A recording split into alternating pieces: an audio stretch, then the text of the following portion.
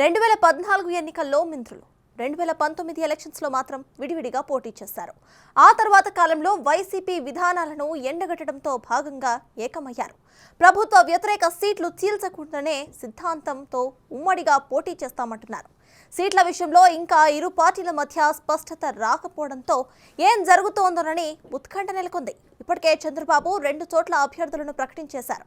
తాను ఏమీ తక్కువ తినలేదన్నట్లుగా పవన్ కూడా 2 సీట్లు అనౌన్స్ చేశారు. పొత్తు ధర్మం పాటించకుండా టీడీపీ ఏకపక్షంగా అభ్యర్థులను ప్రకటించడాన్ని తప్పుపట్టారు. దీంతో పొత్తుపై హీట్ మరింత పెరిగింది.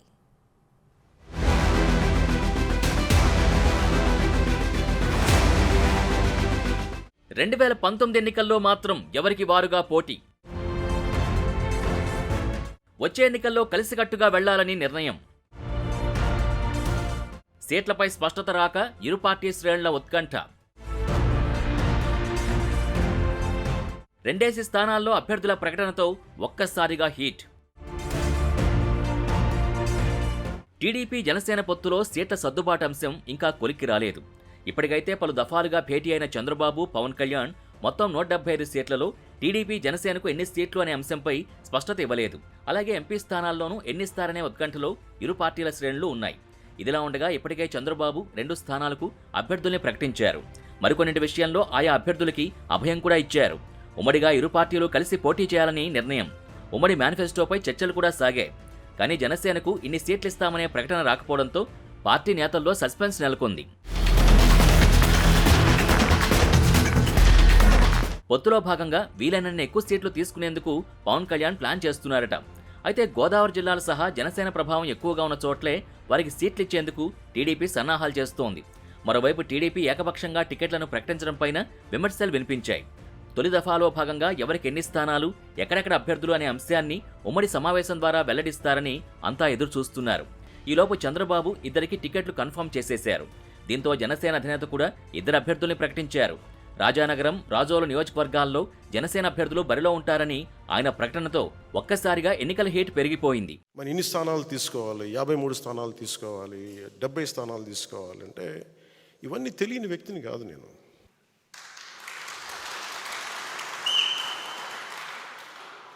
మనోడికి అసలు ప్రాక్టికాలిటీ తెలియదు, వీధుల్లో తిరగడు కాబట్టి, జనంతో తిరగడు కాబట్టి అసలు మనం ఏమనుకుంటామో తెలియదు. మీరు ఏమనుకోకపోతే తెలియకపోతే నేను రాజకీయాల్లోకి ఎందుకు వస్తాను?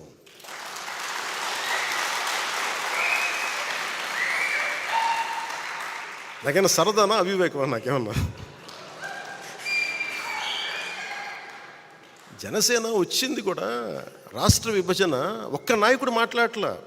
ఆంధ్రప్రదేశ్కి జరిగిన అన్యాయానికి, లేదంటే రాష్ట్ర విభజన ఇలా చేయకూడదు, ప్రజల మధ్య ఇలా చిచ్చు పెట్టకూడదు, విభజన జరగాలంటే చాలా సైంటిఫిక్గా జరగాలి అని ఒక పద్ధతి తీరు లేదు. ద్వేషంతో విడిపోవడం కష్టం, తేలిక. 2 వ్యక్తుల్ని కలపడం చాలా కష్టం, 2 వ్యక్తులు విడగొట్టడం చాలా తేలిక. ఒక కట్టడాన్ని నిర్మించడం కష్టం, ఒక కట్టడాన్ని కూల్చడం ఒక లెస్ దెన్ 24 సెకండ్స్. అందుకే నేను ఎప్పుడు నిర్మాణాన్ని ఇష్టపడతాను, విధ్వంసాన్ని ఇష్టపడను. అందుకే నా పద్ధతులు ఒకసారి ఇబ్బందిగా ఉంటాయి. గొడవలు పెట్టి నేను అంత ఈజీగా గొడవలు పెట్టుకోను. కష్ట నష్టాలు తెలుసు. ఎందుకు ఒక్కడనే మనం వెళ్ళలేదని అనడానికి కారణం, అసలు ఎందుకు ఈ మాట చెప్పారు వైసీపీ? నేను మాట్లాడుతున్నప్పుడు వైసీపీ వ్యతిరేక ఓటు చేయకూడదు అనటం వల్ల మీకు టీడీపీ పార్టీ బతికేసింది, మీరు జైలుకి వెళ్ళి చెప్తే వాళ్ళు బతికేశారు, మేము నలిగిపోతున్నాం అంటే. నాకు కనుక 2019లో నాకు సలహాలు ఇచ్చేవాళ్ళందరూ, నేను 153 స్థానాల్లో పోటీ చేయించాం. 30-40 మంది కనుక నన్ను ఎమ్మెల్యేలుగా గెలిపించుంటే ఈరోజు సంపూర్ణ హక్కు ఉండేది. 30-40 మంది పక్కన పెట్టండి, కనీసం నన్ను కూడా గెలిపించలేకపోయారు. కనీసం నన్ను గెలిపించున్నా కానీ బాగుండేది. 30-40 స్థానాల్లో పెట్టి కనీసం నన్ను గెలిపించిన ఒక్క సీటు నాకు గెలిచిగా నేను ఎల్లుండుంటే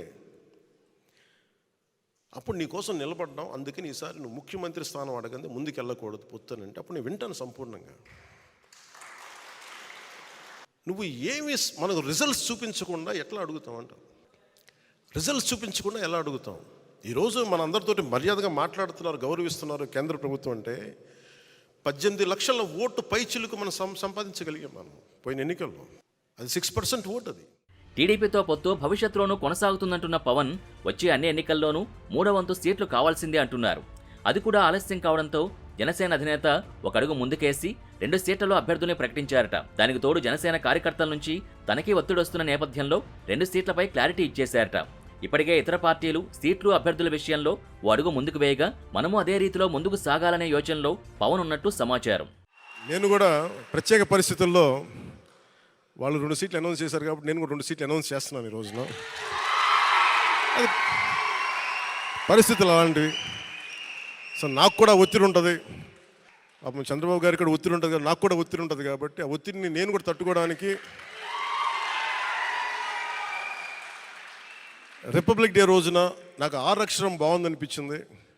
రిపబ్లిక్ డే RRR లాగా రిపబ్లిక్ డే రోజున రాజోలు రాజానగరం సీట్లు నేను అనౌన్స్ చేస్తాను.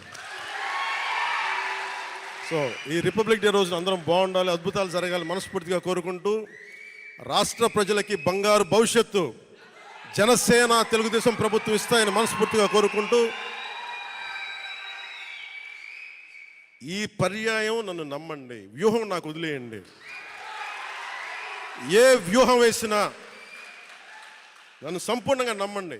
పొత్తులో భాగంగా ప్రస్తుతం ఇచ్చే ఎమ్మెల్యే స్థానాల కంటే స్థానిక సంస్థల్లో తమకు ఎక్కువ ప్రాధాన్యత ఇవ్వాలని పవన్ కోరినట్టు తెలుస్తోంది. తద్వారా గ్రామస్థాయిలో కేడర్ని బలోపేతం చేసుకునే వెసులుబాటు ఉండడంతో ప్రస్తుతం అసెంబ్లీ సీట్లపై పవన్ ఎక్కువ ఒత్తిడి పెట్టేందుకు సిద్ధంగా లేరని సమాచారం. అనుకున్న విధంగా సీట్ల సర్దుబాటు జరిగితే 2 పార్టీలు కలిసి జనంలోకి వెళ్లే అవకాశం ఉంది.